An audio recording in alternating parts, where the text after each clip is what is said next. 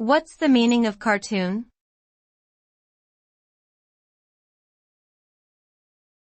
Cartoon.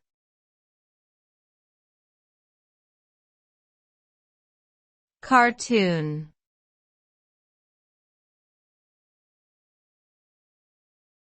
Cartoon.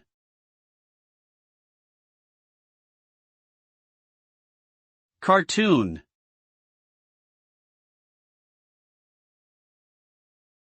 A cartoon is a form of art that typically consists of simplified and exaggerated illustrations or animations, often intended for entertainment. It can take the form of a single image, a series of images, or an animated video. Cartoons are often used to tell stories, convey political or social messages, or provide comedic relief. They can be found in various mediums such as newspapers, magazines, books, television shows, and movies. Cartoons have a wide appeal across age groups and cultures, and have become an integral part of popular culture.